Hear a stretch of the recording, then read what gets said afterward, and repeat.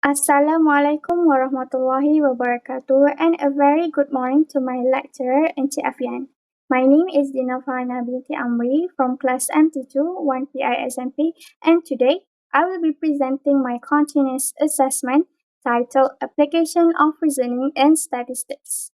This presentation highlights how reasoning plays a vital role in understanding and applying statistical concepts, especially in solving real life problems through logical thinking and data representation.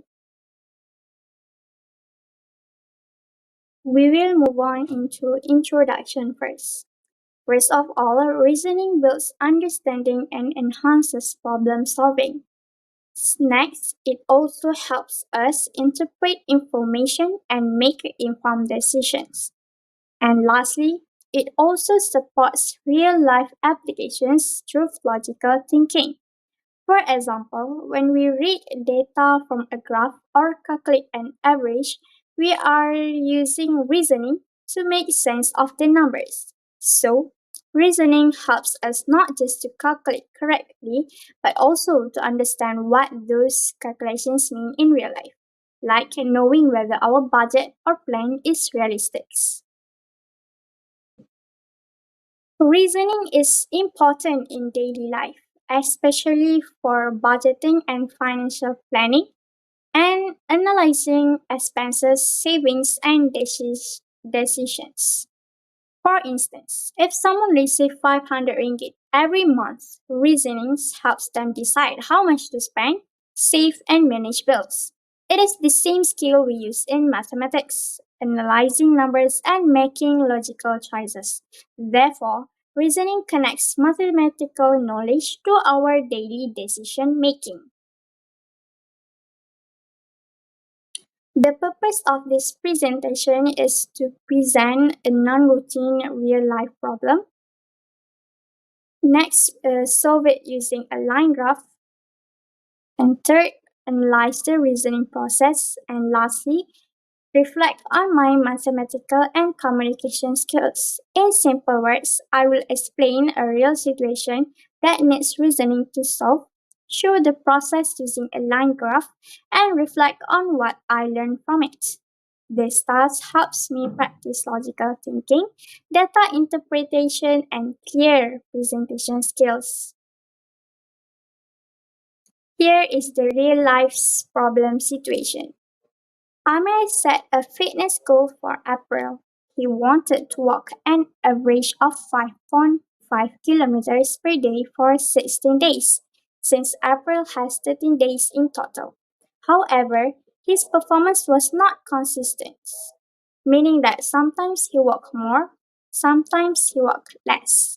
So our focus is to determine how much Amir must walk daily for the remaining days to reach his target. This is a practical example of how reasoning helps in planning and improvement.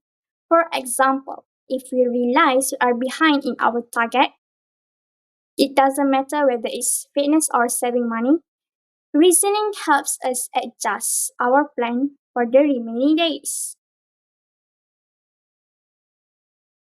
So why this is a non-routine problem? This problem is non-routine because it cannot be solved using a direct formula. It requires analyzing data in different time intervals and using multi-step reasoning, such as calculating partial totals, identifying the deficit, and adjusting the remaining working rate. This means Amir's problem needs more than one step. We must think carefully and connect several pieces of information. In real life, many problems are like this. We don't just apply one formula, we analyze and reason step by step. To solve this problem, let's calculate step by step. Amir's planned total distance is 30 days times 5.5 kilometers per day, and we got 165 kilometers. So that is his goal for the whole month. Next, let's calculate what he has already walked.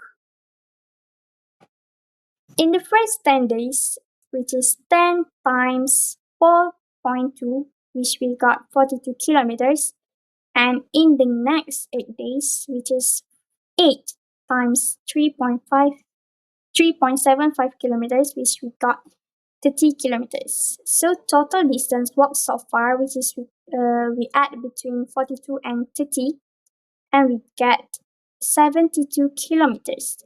And that means after 18 days, Amir has only completed 72 kilometers, which is less than half of his targets. This helps us understand that his progress is slower than expected. Now we find what remains. We calculate the remaining days first, which is 30 minus 18, which we got 12 days. Okay, and next we calculate the remaining distance, which is 165 kilometers minus 72 kilometers is equal to 93 kilometers. And the required average for the last 12 days is 93 divided by 12, which is we got 7.75 kilometers per day. This means that to reach his target, Amir must now walk 7.75 kilometers every single day for the rest of the month. A simple way to understand this is since he walked less earlier of the month, he now needs to walk more later at the end of the month. This shows the importance of monitoring progress, which means that if we fall behind, reasoning helps us find how to recover them. To represent those data, I chose line graph as my form of data representation. The line graph shows Amer's walking performance. As you can see, the line graph on the screen, we can see a downward trend during the first 18 days. And then a sharp increase is needed in the last 12 days. The graph also shows a clear gap between Amer's actual performance and his target of 5.5 kilometers per day. This visual helps us understand the problem even better, which means it is easier to see that Amer must put in extra effort. For example, if this were a student study plan, the line graph would show how much more revision is needed to reach their learning goal. Let's take a look at reasoning analysis. In solving this problem, reasoning is applied in several ways. It uses mathematical concepts such as mean and rate. Second, it helps us to identify the deficit and what needs to improve. And third, it supports better planning and decision making.